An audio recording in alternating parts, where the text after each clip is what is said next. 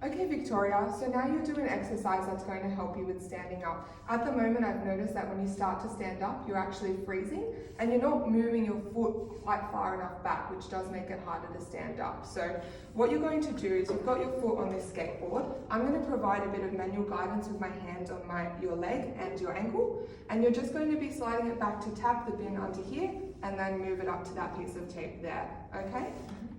So we'll go for 3 times, so yep, and then back, good work, excellent, that's really good. Okay, so I can see that you found that quite easy. Just to make it a little bit more challenging, I'm not going to provide any of my manual support, I'll just provide you verbal feedback, okay? So go for another 3 times, nice and controlled, yep. Just really focus on only tapping the bin and not staying there too long. Good work.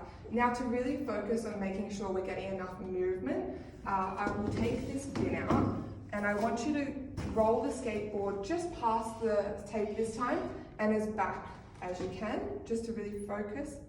Okay, only go as far back as where you can without having your heel lifted. Nice and controlled. Excellent. Great work, Victoria. The aim of this exercise is to improve the initiation of movement and to increase the amplitude of ankle dorsiflexion during the action of standing up. This exercise addresses freezing of gait, which is the inability to initiate or continue movement. By moving the ankle into dorsiflexion on the skateboard as it rolls back, it allows for training of the optimal feet placement during the pre-extension phase of standing up. The noise that is created from the skateboard hitting the bin works as an auditory cue, providing a non-automatic drive for the patient. Additionally, the action of rolling the skateboard back will also aid in increasing the patient's automaticity and ultimately allows initial freezing of gait to be overcome. The initiation of movement may be accompanied by freezing, and hence giving the patient part-task practice allows them to focus on specific movements and also gives alternate methods to overcome freezing. Another aim of this exercise is to increase the amplitude of movement, specifically for the left knee and ankle to assist in sit to stand.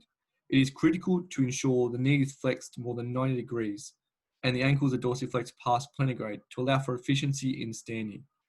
Both visual and auditory cues were given to the patient in order to provide feedback on performance. This helps the patient develop a positive movement pattern and improve their motor control. We also ensure that thigh support was limited to 80%, as it increases the amplitude of movement as well as the difficulty. Overall, the loss of dopamine amongst other neurotransmitters are the likely cause of symptoms associated with Parkinson's.